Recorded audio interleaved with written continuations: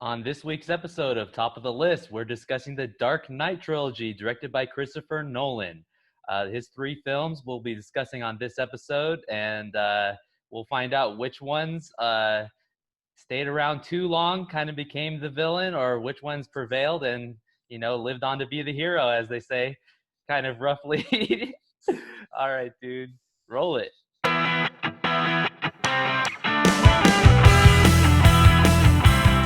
Welcome back to this week's episode of Top of the List, and as Dom so eloquently put in the lead-in, the Dark Knight trilogy, as directed by Christopher Nolan. So these three films, Batman Begins, The Dark Knight, and The Dark Knight Rises, and we've been looking forward to discussing these films for quite a while. Of course, some unfortunate news in the cinema world, or at least the Christopher Nolan world.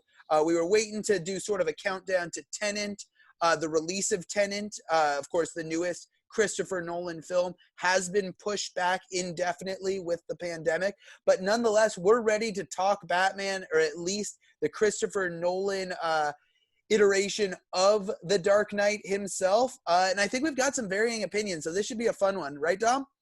Yeah, I think we agree on about 2 out of 3 of these movies. But I think another reason we kind of chose to do these movies instead of Pixar and just push Pixar back one more week is because we kind of felt like we wanted to do these movies because The Dark Knight and The Dark Knight Rises both came out in July. Dark Knight Rises just came out like last week. I think it was the 23rd or something like that. But yeah, so the anniversary for both of these films, and great series that got started out here by Christopher Nolan. So I think it's great. Let's start with our scores for Batman Begins. The first movie came out in 2005 after a really long hiatus, after what I have to say is one of the worst movies ever made, Batman and Robin. The George Clooney Batman movie, if you remember that one, Ryan. Yep, Some I've seen it. people are fans. Yeah, some people are fans, but there was a long hiatus after that debacle. So people were interested to see what they could do with a darker version of The Dark Knight. And what do you think of Batman Begins, Ryan? I am not a fan of Batman Begins. I will come out and say it right off the bat. I think, and I like the pun there, right off the bat. I just want to circle back to that and enjoy that for a little bit. Okay, we're good. All right. Okay. So the Batman Begins. How could you not like this movie? I dislike the first 3/4 of this film. Oh my gosh. That's the best part of this movie. First of all, here's my thoughts. Batman has been around since the 1950s, 60s, correct? Yeah. We've seen or read Batman backstories. We don't need another one. Technically and the 30s, but yeah, I know what you're saying. It took so long to get into this movie. I mean, I was so excited with this movie to hear that Scarecrow was the villain, because he's an awesome villain. We don't even see our villain on screen until about an hour into the film, and we see him maybe 3 times. They could have done so many awesome things with the Scarecrow. I mean, to me, the villains are what make Batman films. I mean, Batman's villains are iconic. Joker, Riddler, the Scarecrow, Mr. Freeze. I mean, they're some of the most iconic villains. And the Scarecrow is someone or a character that could have been so well done on film. And I just thought it was poorly executed. I 100% disagree, Ryan. I honestly think that you are not giving this movie any credit. So I have to stop you right at the beginning of what you said, that you did not like that this was the origin story of Batman. We have never seen an origin story of Batman like this. Think about have you seen the Michael Keaton movie, the original Yes. Batman, 1989? Yes. They show a little bit of this, but there is so much depth in this version of his origin story that was not there in any previous film. This movie, 3/4 of this film is not a Batman film. No, it is. No, it's a Bruce Wayne film. No, it's a film about Bruce Wayne. No, you're wrong. Nobody wants to see Bruce Wayne. You're wrong. This is the origin story of Batman movie. You know what? Actually, I'm going to stop right there before I say anything else. You just said that nobody cares about Bruce Wayne. I agree. A lot of people did not care about Bruce Wayne until they saw this movie. This movie makes you care about not just Batman, but the guy that's underneath the cowl, the guy underneath the mask. That's why this movie is so powerful. You get to see this is adapted from The Man Who Fell, one of the greatest or influential origin story in the comic books, where Batman as a young kid falls down in the well, and you get the amazing imagery of his father coming down on the rope and delivering that perfect line, why do we fall? So we can learn to pick ourselves up again. And it comes back at the end for an emotional pull, and we meet a lot of great characters along the way, and you get to see Bruce Wayne go from what is absolutely, at this point in the story, his lowest point, where he goes and he wants to kill the guy that kills his parents. I know I'm jumping around a little bit, but in the flashback, you get to see he's with Rachel and at the hearing, and he walks out of the hearing. He's prepared to kill Joe Chill, the guy that kills his parents, but then the mob gets to him first, and Rachel slaps him across the face in the car, and then he tries to go and face what's that guy's name? Falcone? I think it's Is it Falcone? Don Falcone, I believe so. Yeah. There's Maroni and then Falcone. Right. I wanted to make sure I was getting the right one. I think it's Falcone in this one. Yes. Yeah, it's Falcone, and he faces down Falcone and basically spits right in his face, and that's when he decides to put an end to the crime in Gotham. And I think it's just one of the most powerful origin stories I've ever seen since, Iron Man would come out a few years later. This really started it all. And I know I've been talking way too long, but this is kind of my big point in this movie. This is a revolutionary film, Ryan.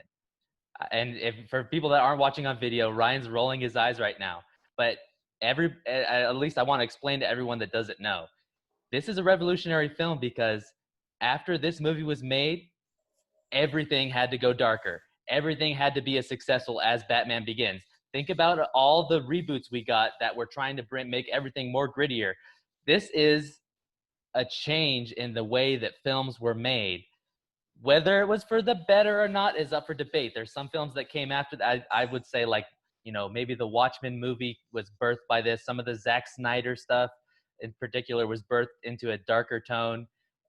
Didn't work it quite as well in some of those films, and in some of the other, I can't think of any other reboots at the moment. I think they tried to do, I can't remember. I want to, no, I don't know. I can't remember at this, but no, this movie changed the way that they wanted to make films. Everything had to be darker. Everything had to be like Batman Begins, a reinvention in a darker, more realistic tone. And that's why this movie changed everything. But go ahead. I hear you, and I understand that. And maybe I just went into this film because Batman, he's dark, but there's always been, you look back to the Michael Keaton Batman, there's been some campiness around Batman. Yeah, there is some comedy, yeah. Maybe that's just what I expected, and I didn't get it. It didn't come through to me. I understand that's Christopher Nolan's filmmaking style, which was something that I didn't understand when I saw this. You're misunderstanding. First of all, Ryan, I have to destroy you on this one. This is the first one I have to destroy you on, bro. I'm sorry. I'm a Nolan fanboy. Call me a Nolan fanboy if you want in the comments, guys. But I'm just telling you, this is an incredible film. So I got to tell you, dude, you're saying you like the campiness, you like the comedy. Batman Begins is the funniest of the 3 Dark Knight movies. Wrong. How can I be wrong? What is funny about it? He gives the guy his coat at the beginning in the flashback. And then when he finally becomes Batman and he sees that same guy and he goes, nice coat. Like, that stuff is so funny. That's not funny. That is not funny. You? Here. That is not funny. Pulls him up, and it's so cool. And there's lots of great funny lines in this.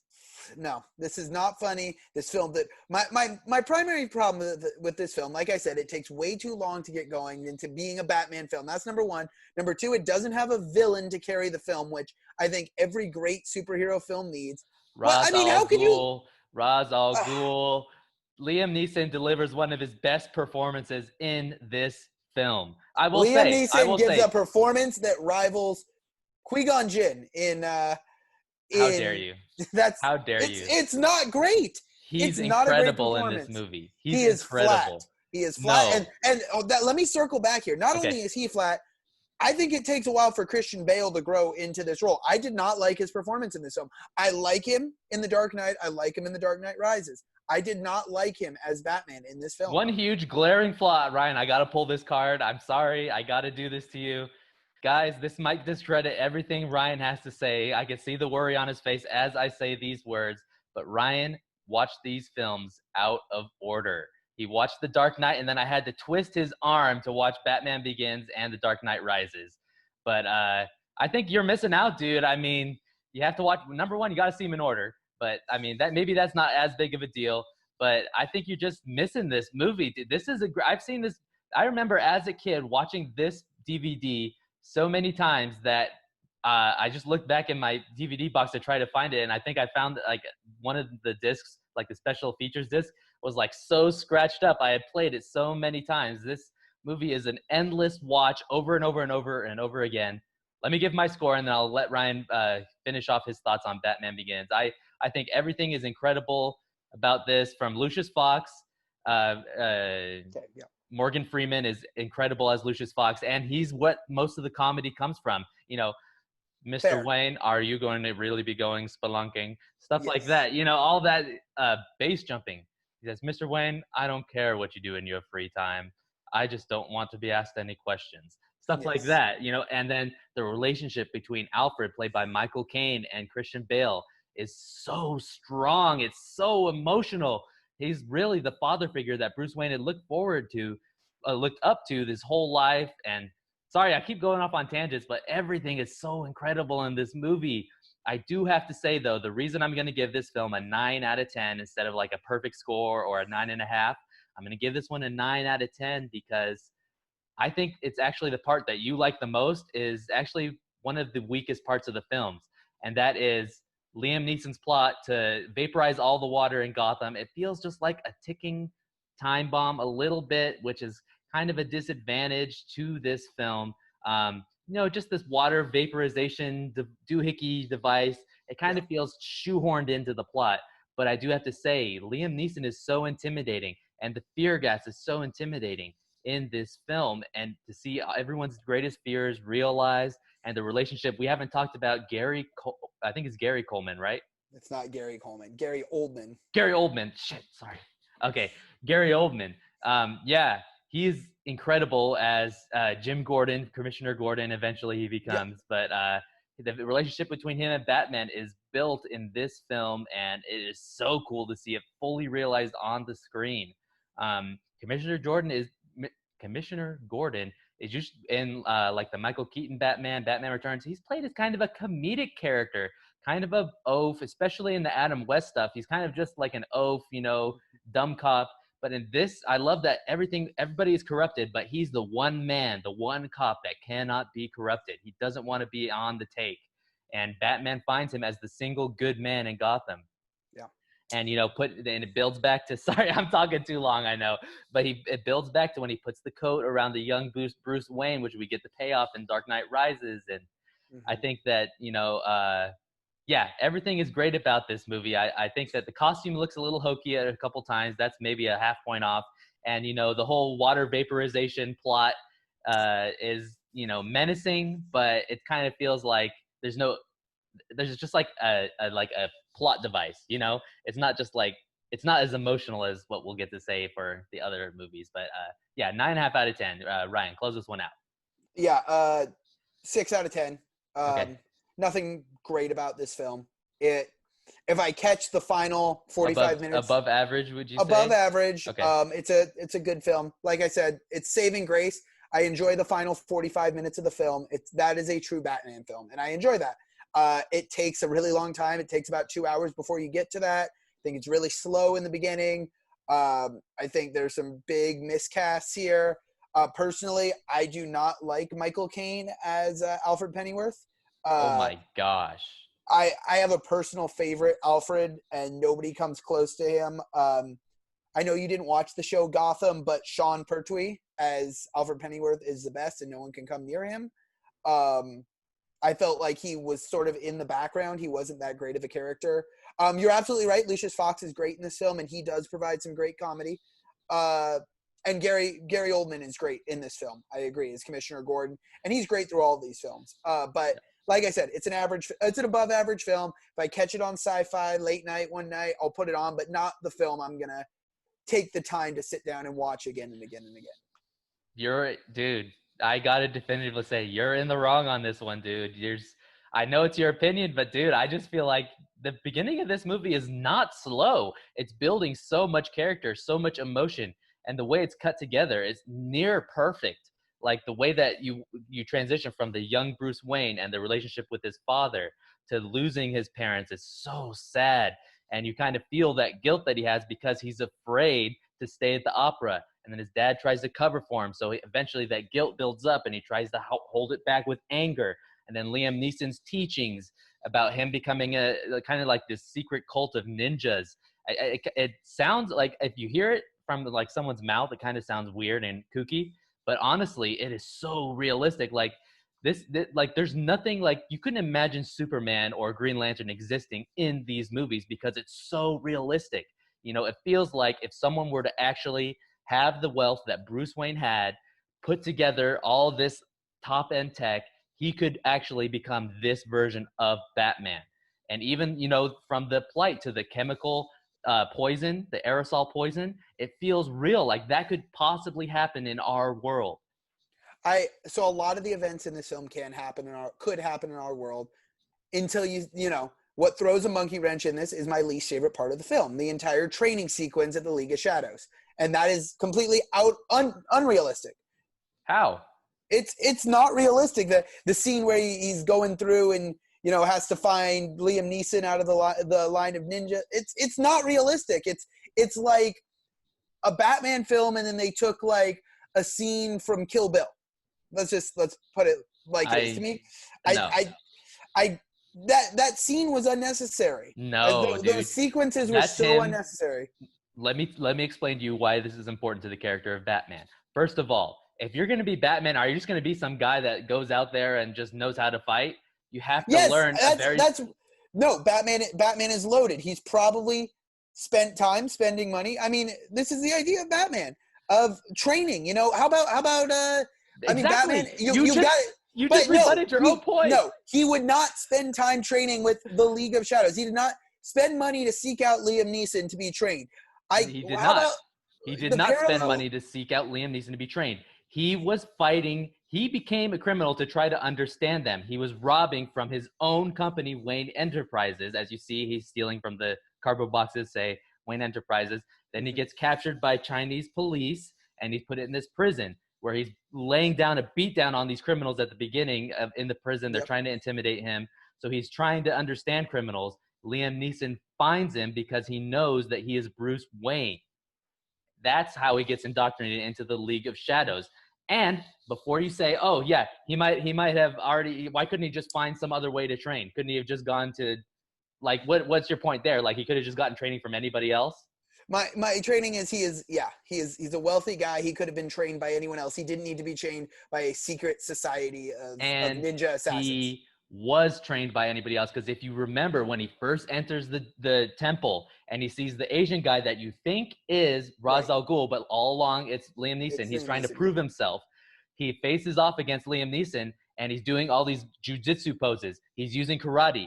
This is a guy that beat down all those criminals in the prison. He already knows a lot of fighting tactics. No, you're right. Even that is not enough. He needs to learn what Liam Neeson knows. He needs to learn the smoke pelts.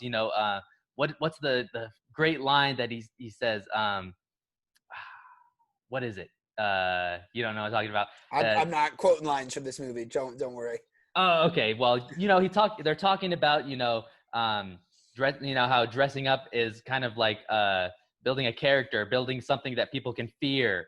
The smoke pellets is to distract your enemies so they don't know where you are and stuff like that. It's like building everything that you could see that if a guy came across these warriors like this cult of warriors like this, he could become and use what he trained to build what it is Batman. They're using the claw things that Batman you always see. He always has things. Yeah. They're using those. You see, this is like the origin of how he builds the Batman persona. It's so critical to the story, and it's one of the best parts of this movie. No. I don't get why you don't like it. It was unnecessary. I'm sorry. I don't want to see the guy flying and be Batman. Then you can just go watch Batman versus Superman. then you could just go watch Love, Justice League. love Batman versus Superman, not Justice League, but I love Batman versus Superman. I love that iteration of Batman. I like Ben Affleck as Batman. Not as much as Christian Bale, but I do have to say I like Ben Affleck as Batman. But you do not get to like Bruce Wayne the way you do in these films. That is fair. These are Bruce Wayne. Well, this film is a Bruce Wayne film. And all of them are about Bruce Wayne. It's about no. You're right. You're right. Think you're about right. the most famous. I know I'm right. That's why I need to explain this to you. Think about the most important line to this film. What Rachel Dawes tells him. It's not who you are underneath, but what you do that defines you. It's about who he is. It's not him being Batman. It's not about the mask he wears. It's not even about him being billionaire playboy Bruce Wayne. It's about him being Bruce Wayne, this guy that has taken it upon himself to fight against criminals and be the one uncorruptible, symbolic figure that people can have hope for. And I think that this movie delivers on that point. All right. Well, we're going to keep disagreeing on this film. We've given our scores. Let's just move on. You won't budge. No, Dude. not at all. This was not an enjoyable film. This is a film that was enjoyable for the final 45 minutes that I struggled staying awake for the first 2 hours. Dude, man. All right. I feel like I made every point possible that could make you agree with me. You can make points, and I don't have to agree with you. I watched the movies through my eyes, and it wasn't as good. I know you're a huge Batman fan. Personally, I'm not. I like the movies. I've watched a lot of the Adam West stuff. I've watched the Michael Keaton stuff. I've seen the George Clooney Batman and Robin. Batman the animated series? See, you go way more in depth than I do. No, not Batman the animated series. Batman in Justice League and Batman Beyond, but I like those ones. Yeah, but you know, you're more the Batman head than I am. Like I said, the one thing I have on you isn't really true Batman. It's sort of Batman canon with Gotham. Which, by the way, does this entire storyline. With a much younger Bruce Wayne being brought in by the League of Shadows to destroy and rebuild Gotham, and being trained by Ra's al Ghul in the League of Shadows. They do a great version of it as well. But even when I watched it in Gotham, which I love the show, it felt out of place in the show. I guess I just don't. It's a little bit too far-fetched for me in the Batman universe, in the DC universe, the League of Shadows. It's not my favorite storyline in Batman. All right, fair enough. We've said a lot. I didn't expect to say this much on Batman, or at least me to say this much on Batman Begins. But so 9 for me and 6 for Ryan. And then Ryan, we got to talk about the sequel to Batman Begins. It came out in 2008. Should have been the first movie. This should have been 2 movies, and this should have been the first movie. Stupid. That's been one of the worst decisions ever made. This is an excellent film. Okay, we got to say it. We're talking about The Dark Knight, one of the greatest sequels to a film ever. It's up there with Terminator 2. It's up there with Empire Strikes Back. It's up there with Godfather Part 2, which Ryan hasn't seen yet. He needs to see that. Yes. One of the best sequels of all time. I think this. So right off, I like all the setups you're giving me right now, dude. So right off the bat, this movie is really incredible because Christopher Nolan is such a genius that he decided to do Scarecrow, a minor villain, in the first film. Then he saved Batman's greatest foe for the second film. So the first film, we could learn all about Bruce Wayne and his character, and we already have the emotional connection to who's underneath the mask to see Batman's greatest foe, the Joker, try to break him down to his least common denominators, his morals and his ethics, his code. What do you think about The Dark Knight, Ryan? This is a perfect superhero 10 out of 10 film. Earlier on we did the MCU films, and we said, some of the conglomerate, I guess would be the word, films. That's The Dark Knight right there. Some of these conglomerate films, the Avengers films, Endgame and whatnot, were 10 out of 10. This is a perfect standalone superhero movie. I cannot find a single flaw with this film. I think a combination of Christian Bale growing into this role as Batman, as well as Heath Ledger's the Joker bringing out the best in Christian Bale's Batman. Yeah, it's perfect. Their chemistry is perfect. On top of that, they bring in one of my personal favorite villains. I love Two-Face. Me too. Who I think I don't have the actor's name in front of me, but the guy playing Harvey Dent, Aaron and then Eckhart. later on, Aaron Eckhart. Perfect, thank you. First of all, as Harvey Dent, I think he's fantastic, Yep. and he's fantastic as Two-Face. I love this film. I can't pick a bad uh, actor in this film. I even liked Michael Caine as Alfred in this film. 10 out of 10. I can talk about this film all day. Some awesome scenes, some great ethical scenes. And actually, funny enough, I took an ethics class in college and wrote a paper about the ferry boat scene because Right. I think it's one of the most incredible moral implication scenes put on screen. It really makes you sit in the theater almost uncomfortable, questioning what you would do. Valuing one human life against another, and that's sort of all of this film is about. That's why Two-Face sort of the human embodiment of these struggles that we see. Rachel or Dent at first, and then of course the ferry boat scene. I'm sure there's others, but this is just a brilliant film. 10 out of 10, 10 and a half, 11 out of 10, whatever you want to give it. This is a perfect standalone superhero film. Yeah, this is like an 11 out of 10 for me, honestly. Like you're saying, but obviously we're just gonna give it 10 out of 10, the maximum score we could give, 10 out of 10. But I will say this is up there. I kind of flip flop between The Dark Knight and The Empire Strikes Back as my single greatest film of all time. I know that Pulp Fiction is the film for you, Ryan, but yeah, this one is probably. I kind of flip flop between this. Empire Strikes Back is also great. I mean, this one for a long time. If someone ever since I saw it in theaters, I remember all the way back sitting down in theaters with my mom and dad, and it came out in 2008 actually. Sorry, 2008.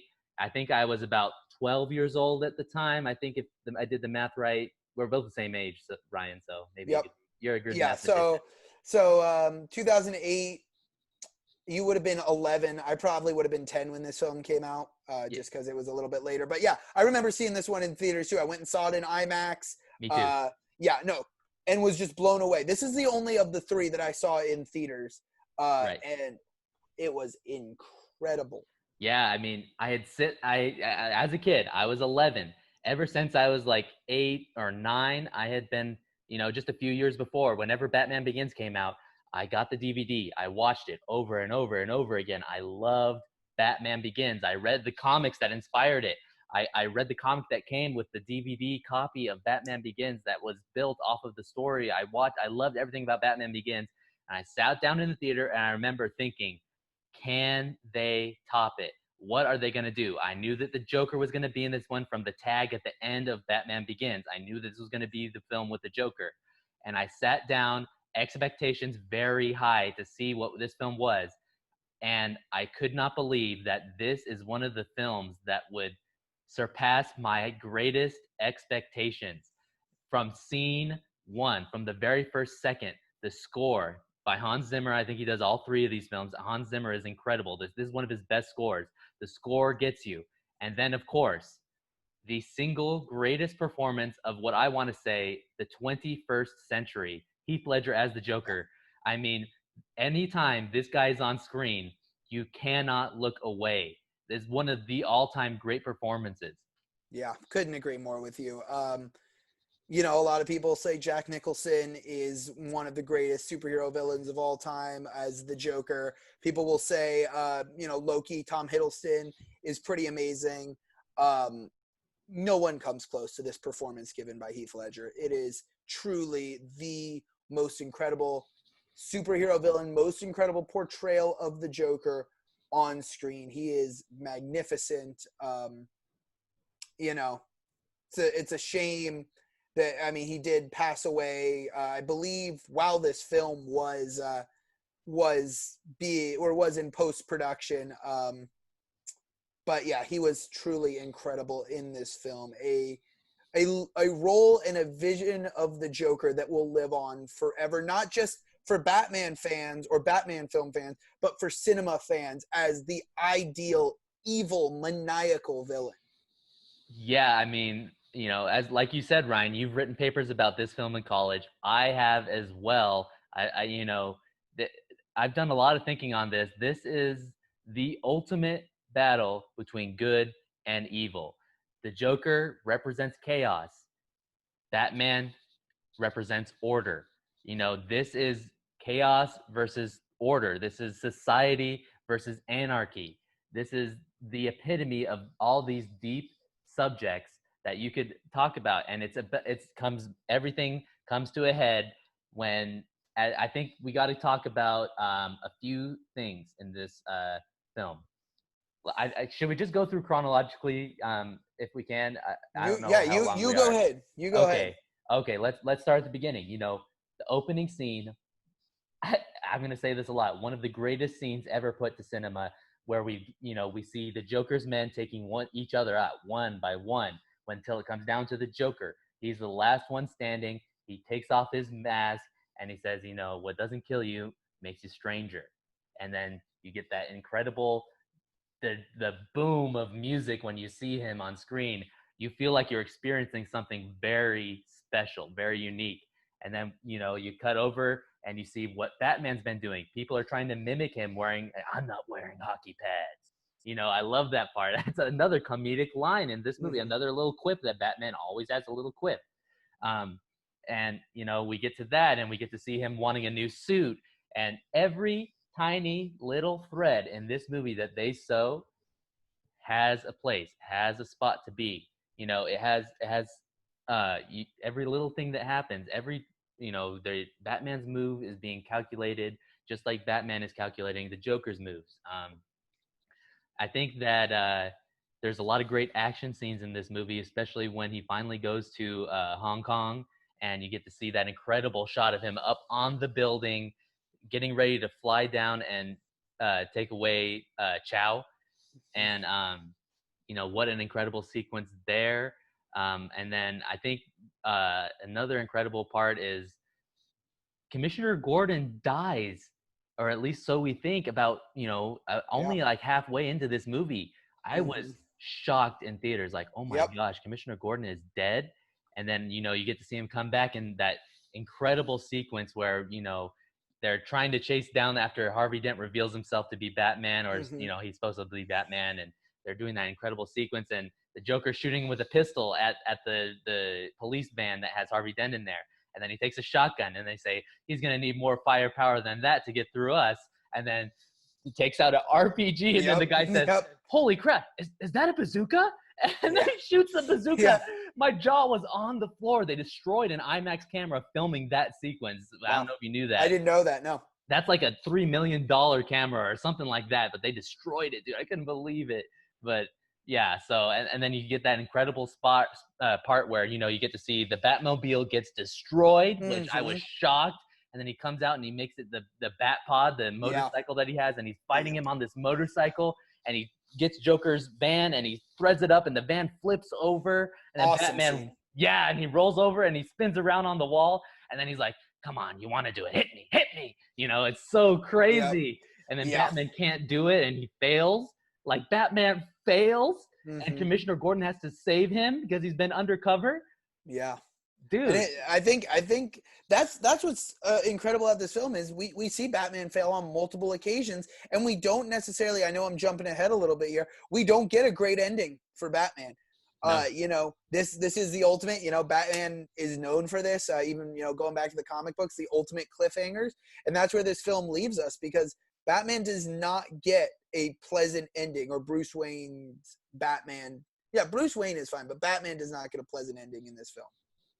Yeah, and I mean, I think from there they capture the Joker, but it's been his plan all along, and I think maybe we should talk about this scene a little more. But I remember getting needles in my stomach the second that Commissioner Gordon enters, and you see him in the interrogation room with the Joker, and he says, "Does it depress you, Commissioner, to know how badly you have failed?"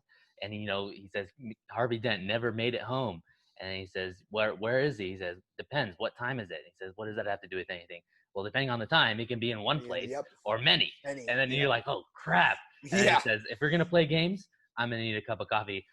The good cop, bad cop routine, Commissioner? He says, "Not exactly." And then, boom, Batman slams his face down. And you see this, probably some of the greatest confrontational dialogue ever put to film. What do you think about that interrogation scene right there, Ryan? Oh, it's incredible.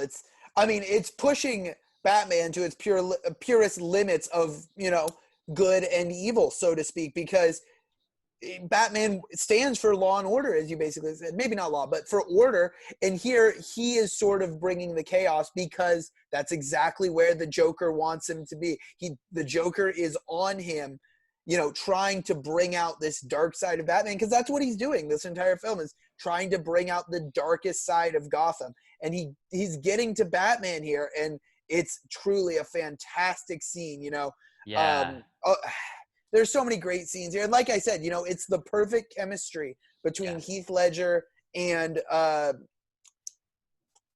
me Christian out, Bale. Christian Bale. Thank you. I want to say Christian Slater. I gotta say, as far as that relationship goes, Ryan, I think that Christopher Nolan he knows the character so well. He knows the dynamic between Joker and Batman, especially in this line. He's talking to Batman and he says, "Don't talk to me like one of them. You're one of these cops. You're not one of them. You're like me, a freak." Yeah. And I was like, whoa, like he's Yeah. giving it to Batman. He knows Batman. He knows like he won't break that one rule and kill him. He's trying to push him to kill him right now. Yeah. And Absolutely. and then he says what I think is the greatest thing ever. And he says, "Then why do you want to kill me?" And then the Joker replies, "Kill you? I don't want to kill you. What would I do without you? Yeah. You complete me." Like that was some of the greatest, like the best moment in cinema I've ever seen. Like besides like Luke, I am your father and stuff like that, it's up there, dude. Yeah. Yes, the action sequence of, everyone wants to see Batman sort of beat the tar out of the Joker, but the dialogue in that scene is fantastic. You're absolutely right. That's why this movie is so incredible and unique, is because you expect, like in Endgame and Infinity War, you expect, the big brawl, all the heroes coming together, good versus evil, a giant action scene. But in this film, the climactic scene is these two guys sitting down and having a conversation. Isn't that just mind-blowing that he pulled it off in this movie? That is the climactic moment, is these two guys just sharing a room together for a second. Absolutely. Yeah. Nope. Couldn't agree more with you. And I mean, we could talk about, I think we should just jump to the ending. He corrupts Harvey Dent. Aaron Eckhart is incredible as Two-Face, so Yes. heartbreaking him after Rachel dies, and the cinematography and everything is coming together. Everything is so incredible. And then, we get to where he finally takes down the Joker, and then he says, I didn't leave the battle for Gotham's soul up to chance. He says, I corrupted the one thing you had, Gotham's White Knight, Harvey Dent. And that's how, what I think this movie pulls its final trick on us. The Joker wins in this film, and Batman loses. Yeah, you took the words right out of my mouth, because that's what I was going to talk about in the end of this film, is that when we are talking about the Joker, how he, what is his job? He wants to corrupt Batman. And why he wants to do that is he wants to turn the people against him.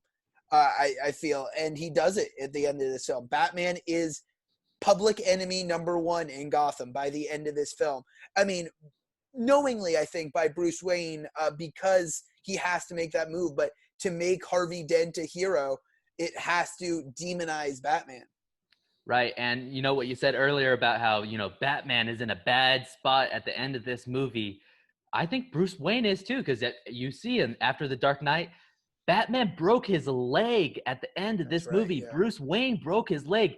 He is physically broken and emotionally broken by the Joker in every way, mentally, emotionally, morally broken. He is defeated in this film, and I think the final words of this film, spoken by Gary Oldman, Commissioner Gordon, at this point in the film, probably the most. I was crying at the end, tearing up in the theater when he says, he's a watchful protector, a guardian, the Dark Knight, and then you just see him flying off into the distance, and then the Dark Knight title. I think it's it's up there. Like I said, with Empire Strikes Back, is the greatest ending to a film. Yeah. I got to agree with you. Yeah. I like I said, you can nitpick all day over films. People can find flaws in films, but you sit down, you watch this movie, beginning to end, and it's, unless you're looking for them, it's hard to spot. beginning, middle, end, everything about this film is fantastic. It's a 10 out of 10. Yeah, I can't say anything more about this film, but me give either. praise to Yeah. Christopher Nolan for this one. And transitioning, I think into the next film, we pick up just about right where we left off in the end of The Dark Knight with The Dark Knight Rises. And I have to praise Christopher Nolan again. Unlike my thoughts on Batman Begins, I put this next film, The Dark Knight Rises, right at a 9 out of 10, a fantastic Ooh. follow-up to The Dark Knight. I loved this film. You want to introduce this film a little bit more, and then I can go into my reasoning there, Dom? Yeah, absolutely. I have to agree with you on this one, Ryan. I want to give this one a 9.5 out of 10. Okay. And I feel like the only reason I marked this movie down a half point is it's not The Dark Knight. You Yeah, know, I couldn't agree more. Yeah, I nothing feel could like, come close to that. It's yep, just one of the best films of all time. And it's not to say the villain in this movie is not great. Tom Hardy is incredible as Bane. yes, he And is.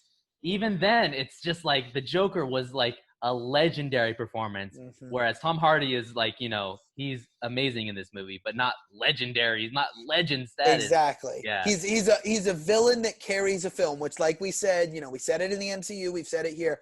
Villains often carry superhero films. He is a villain who can easily carry this film, but nobody will be Heath Ledger. Yeah. And it's such a tough act to follow. Tom Hardy does a great job. I love him as Bane. Another great embodiment of an evil madman, who has his cause and is fighting for his cause because he's Yeah. been pushed there. But He's really a terrorist, right? This yeah, is actual terrorist, just like the yeah. Joker was too. Absolutely. Yeah. And I think that circles back almost to your statement how these films are, realistic, what we see.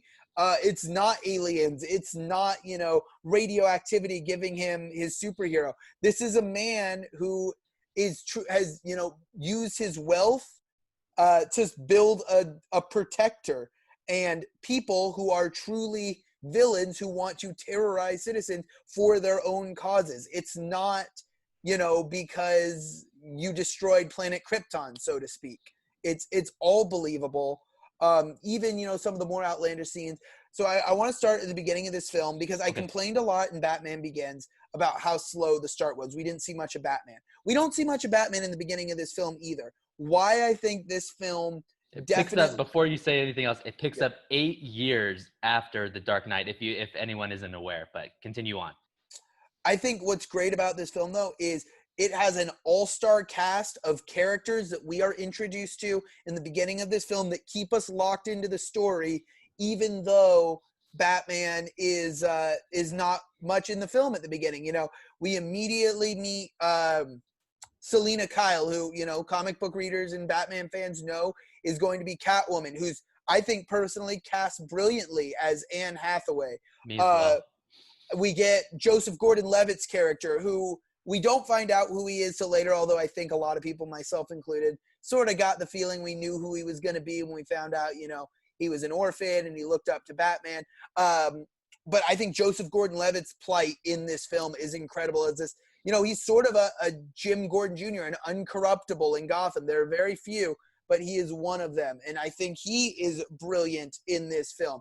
Bane, of course, a fantastic performance by Tom Hardy. That opening scene on the airplane, Yeah. so cool. So intense, so Yes. suspenseful. Yeah. And you get to, and one other big gripe that people have that I did have in the theater as well is it is a little hard to understand what Bane says at some Yeah, points. I see that. Yeah, but I mean that's just like a little tiny a nitpick, if you will. But I think that I heard the best lines from him, and there's a lot of great lines he has in here, like especially when he's in the stock exchange, and then he says, "There's no money here, there's nothing to steal," and he's like, "Then why are you guys here?" Because they're Yes. Stockbrokers. They're basically Yeah. yeah. No, So hear you. I like those little things, little comments he has on. I think society. the dialogue. I mean, once again, you can't say the dialogue is the best because Heath Ledger has the best and the best delivery. Of course, the screenwriting. Was Nolan the screenwriter as well, or did he just direct this film?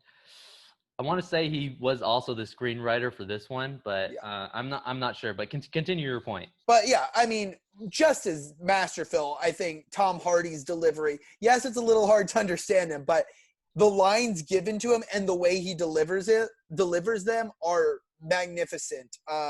So hats off to Tom Hardy as well, another great villain in the Batman saga. Christopher Nolan and Jonathan Nolan and Bob Kane are credited on the screenplay. Got it. Yeah. Well, the lines written for these villains, of course, are fantastic. As we said, Christopher Nolan and the writing team know these characters inside and out. And they, picked the perfect actors for these roles as well. I think Mm-hmm. Tom Hardy is fantastic as Bane. I love the scene where and I know it's later on in the film, but he's in the middle of the football stadium. Yeah. I love I just that speech has you just on the edge of your seat. Fantastic. And I mean, the other great thing about this film that I give it such a high score, I love the twist. I Yeah, love there's the a couple twist out of the end. twists, isn't there? Okay. So I love the twist at the end with where we find out who our true villain is, who our true puppet master is pulling the strings. So we can talk about that. I don't know if you want to go in chronological order, if you wanted me to jump into that speech, because we start sort of piecing that together when Batman's in that, mystical prison, Bruce Wayne, that Bane puts him in underground, in the hole in the ground. And, you hear these stories and you think they're about Bane. Let me tell you, they're not Yeah. about Bane. And I did not see that twist coming. Yeah, me neither. I was shocked to see that all along. I think her name is Miranda Tate, played by Marion Cotillard, I think is her name, the actress's name. But all along, she's Talia al Ghul, the daughter of Ra's al Ghul. Yeah. So, yeah, Marilyn Cotillard. Yep. Mhm.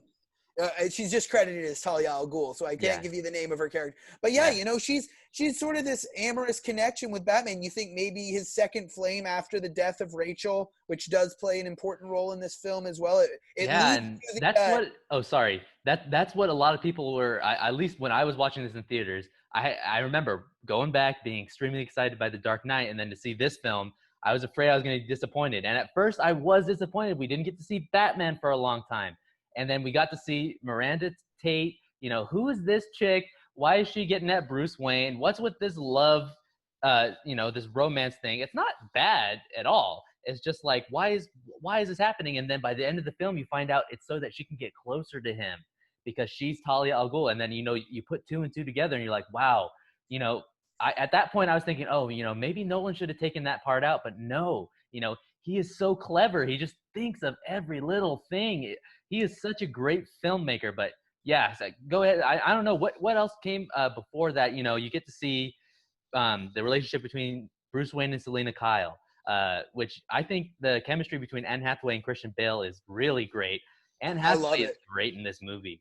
Anne Hathaway's great in everything. Come on, let's Yeah. just call it as it is. Anne Hathaway is a fantastic actress, and when I saw this film, I had no idea she was in this film, and Hmm. she comes out, and you start, and you're looking, you hear that it's Selena Kyle, and then you start, is that Anne Hathaway? You don't expect Anne Hathaway to thrive in this role, and yet she does. It's so organic, and the chemistry once again between her and Christian Bale as Batman is fantastic. I mean, the scenes where he's helping her out, where she's fighting off, and he has to come and help, and she's sort of I could have handled myself. I mean, I love that, and I love Yeah. the chemistry between the two of them. Now, I'm gonna say this film to me, it's like an 8 out of 10 up until Bane getting to Gotham, Yeah. and from that, where we have sort of anarchy in Gotham, Yeah. that whole sequence from there to the very end of this film is perfect. Once again, Yeah. And how art about on screen. yeah? How about what I think is one of the greatest one-on-one battles in comic book movie in action movie history? Bane versus Batman. This is one of the first times we get to see Batman matched physically. The Joker, he tried to fight him a little bit, but he had to use dogs. He had to use his mind to defeat Batman. But we never seen the Scarecrow didn't match him that much. Ra's al Ghul was kind of a match, but he was kind of older, so he was kind of trying to take out Gotham first and forehand. But Bane is there to physically break Batman, and this is Batman's broken in this film, but it's not just Batman, but Bruce Wayne loses everything in The Dark Knight Rises. Yeah. He loses his money. He loses Alfred, which one of the best scenes in the movie is when Alfred reveals the letter that Yep. Rachel left him. And then it's so emotional. I mean, you're Hmm. crying in the middle. It's early on in the movie that Alfred goes away and Yeah. he loses Alfred. He loses Wayne Enterprises. He loses everything, his money, all of his friends. And he's broken down. He thinks he could trust Anne Hathaway. He thinks he could trust Selena Kyle. He thinks he could finally have someone on his side that's not Joseph Gordon-Levitt. And she tricks him and cages him in with Bane. And it is brutal. I mean, us as fans were like, we want to see Batman win, but he gets the crap beaten out of him in this scene. What do Yeah. you think about that, dude? Yeah, no, totally out of character. Didn't expect it. Bane is truly a match for Batman, and watching him, you cringe. It's quite honestly cringeworthy watching him, kick the crap out of Batman. Now, here is my one problem with this film: how Batman is able to recover in that prison. Yeah, a lot of Is people have that problem. that upsets me. That it's so quick that doctor is able to fix him up after we literally. I mean, he breaks his back, and he's Yeah, literally able to get up and walk. just like in the comics, let me add. Bane breaks his back just like in the comics, which made me so crazy. But yeah. And then you're right, he like hangs him from a rope, right? Yeah, and he says, just sit here until you're able to stand. And Yeah, I and was then he like, kind of stands. It's yeah, it's technically though, you could see I just watched it, so I didn't realize at first. This was a big problem I had with the movie. I used to think this one was like an 8 out of 10, but now I know it's like a 9.5 because there's a 3 month gap that he's hanging there. I don't know if you ever noticed that or right. not. So Yeah. so there's a 3 month gap while he's hanging there, or there's a 3 month gap while he's in prison? Because I It, thought he was. there's like a 3 month gap when he's hanging there, and then we cut back to Gotham City. We find out it's been 3 months, and then even more time passes. Another 2 months pass as he's trying to climb out of the pit, and then he eventually makes it. And there's only like a day or 2 days left because they said, by Bane's calculations, it's 5 months until the nuclear reactor they pull out Right, yeah. fully explodes. So it's by the time Batman gets there, it's been 5 months. These guys have been surviving in this warlord-owned city of Gotham. Yeah. Yeah, which but I'll tell you, all of those sequences, I think that the cuts between Bruce Wayne trying to pull himself out of the pit, the battle scenes or even the trial scenes with we get Jonathan Crane back, the Scarecrow, as sort of the judge in this society. I love that, where Gotham has been turned into this dystopian society run by Bane and all these criminals that he's set free. I love it. Like I said, it's art on screen. That from that point on in the film. So I guess it's from the scene that Bane breaks Batman under Wayne Enterprises to the end of this film. I just marvel and awe, in this film. Yeah. And what And then I want to, oh, sorry. no, you go ahead. Okay. What I really like the point you said. It's like art on film. And what is so artistic about this film to me is that it pulls everything from Batman Begins and The Dark Knight and expands upon it and pulls back imagery that we have grown so like kind of romantically attached to at this point. Like, for example, the prison is like a literal like metaphor for the well that Bruce Wayne fell down at the beginning of Batman Begins. And once again, he has to crawl out of that well. He doesn't have his father with him this time to help him crawl out. He has to do it on his own, and he has to let go of his fear finally. Even in Batman Begins and The Dark Knight, he had fear, but finally he has to, it's not let go of his fear, but he has to have fear, the fear to want to live. And like they said, he has to not do it. He has to do it without the rope to jump across to that ledge. Like I think you had mentioned, he has to be afraid to make out of the prison. And it's just so symbolic. And, him Absolutely, actually yeah. literally the Dark Knight rising out of this deep hole, this darkest, this lowest point, literally his lowest point, because he's so far down in the ground, and all these guys are chanting, rise, rise, rise. And then he finally, the Dark Knight rises. It means so much because not only does Batman himself rise, Bruce Wayne rises and finds himself and finds the life at the end. You see he's with Selena Kyle. He lives at the end.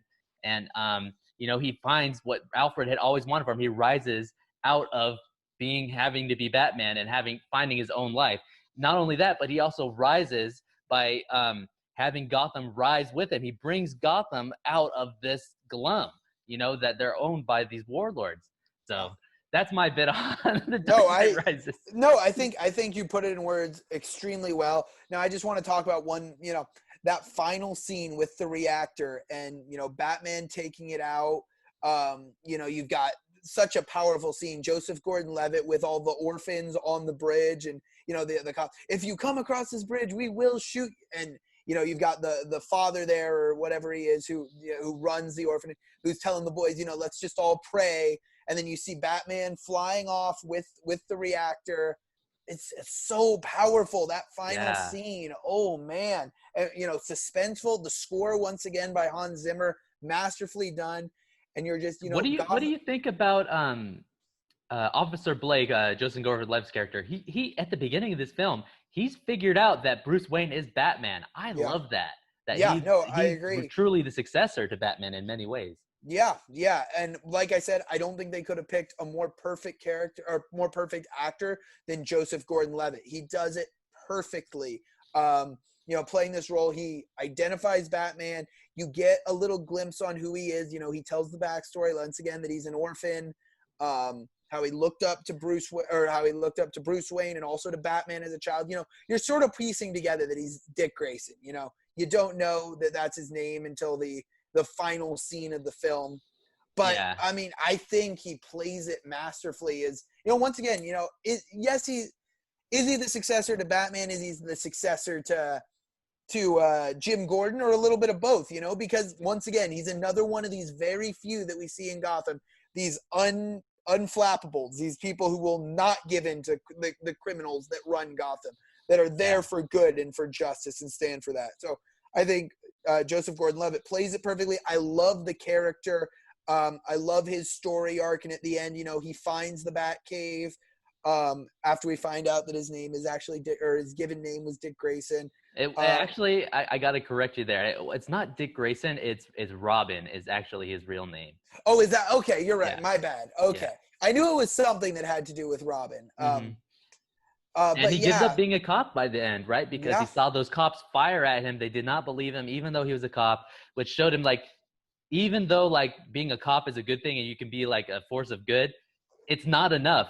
And even in this movie, I never noticed it until I watched it this time. He's trying to fight these guys before the bomb goes off at the football stadium. And, he's trying to find out what these guys are building explosives. And he stops this guy by the truck, and then he has to shoot these guys with a gun. And he's trying to, question this guy with the gun, but he realized that he actually killed him with the gun, and he throws the gun away. And that's when I kind of knew. I was like, oh yeah, this is how he's going to become Batman by the end of this movie, because he's, he doesn't like guns now. He's really uncorruptible. And I thought it was great. And I think I want to make two more points before we finish this one off. So I like the part when he hands Jim Gordon the flare on the ice, lights up the fire, the Batman symbol on fire. And then the guy that wasn't believing, he's looking out the window and he sees Batman, and he puts on his police uniform and goes out there. It's so emotional that everyone sees Batman. And then you see Bane, that big shot of Bane on the rooftop staring at the Batman symbol burning. And he goes, impossible. That. And I was like, oh my gosh, it's so cool. He really didn't believe that Bruce Wayne could come back, but we're like, no, this guy's freaking Batman. Of course he's going to come back. And then we're like, yeah, let's get in. And he goes and he rallies all the police officers. Oh yeah. And they're all fighting, and it's like a war. And then he faces down inside this horde of police officers and mercenaries, and he sees Bane, and then they're fighting each other and they're punching each other. And then he finally beats the crap out of him, breaks his mask, beats the crap out of him, knocks him back. And then he tells him, and he says, because there's a trigger along with that could set off the bomb. And he says, where's the trigger? Tell me where the trigger is. Then you have my permission to die. Yeah, which we have before. We have Bane telling him that in the prison, that you're going to watch, me destroy Gotham. Then you have my permission to die. So and then the callback later. Yeah. Yep. So one of the best, I was like, yeah, Batman. So cool. And then, eventually Selena Kyle comes through and saves him and shoots him. She's like, I don't know how I feel about this no guns thing. And shoots Bane with the bat pod. So cool. Yeah. So like I said, I think the final whatever that is, hour, Yeah. 45 minutes of this film. Master film. Like I said, it was a little slow again, but I loved the characters building on Selena Kyle, on Joseph Gordon-Levitt's character, on Bane. So once again, this is a 9 out of 10 for me. Great film. Like you said, I think you said it perfectly at the beginning of this film. What hurts this film is it's not The Dark Knight. Yeah. Yeah. But this is beyond a great film, nonetheless, a fantastic film. So 9 out of 10 for me. Yeah. 9.5 for me. A great way to end this trilogy. I was very satisfied. I know that you don't agree with this, Ryan, but I personally think this is one of the best trilogies ever made.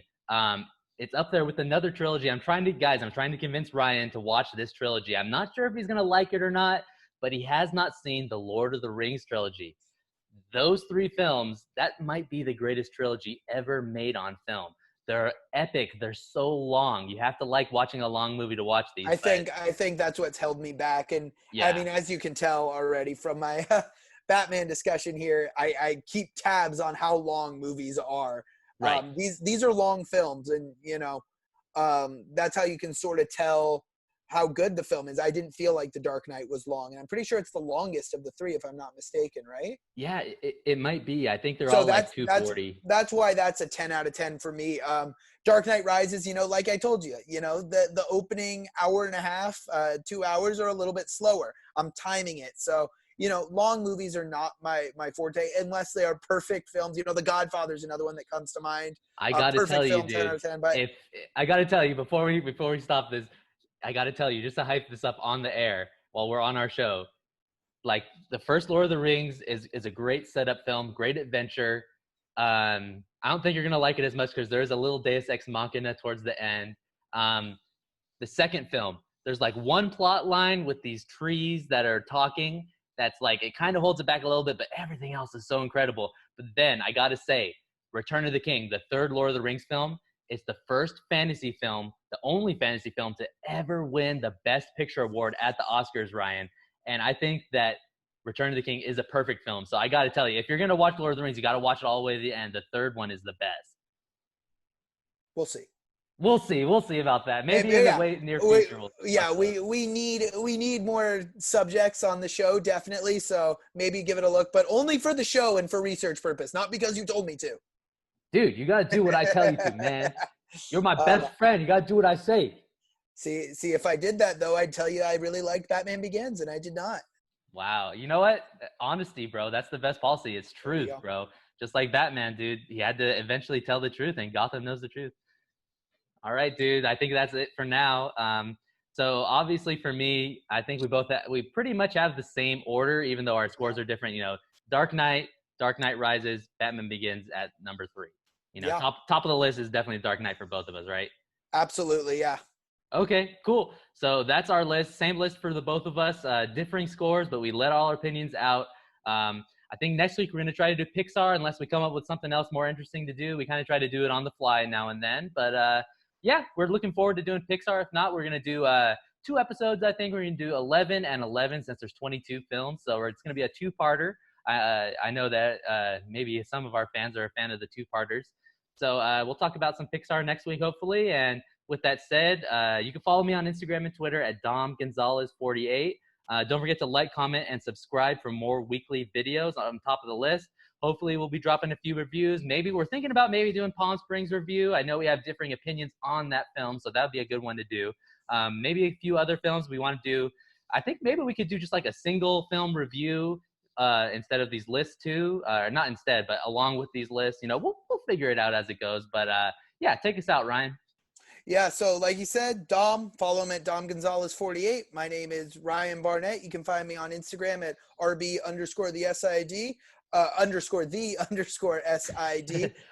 Thanks for tuning in to another episode of Top of the List. Be sure to like, comment, and subscribe. For those of you watching on YouTube, go ahead, if you can, give us a 5-star review on Apple Podcasts for those of you listening out there. But thanks for tuning in. Have a great week. See you next week.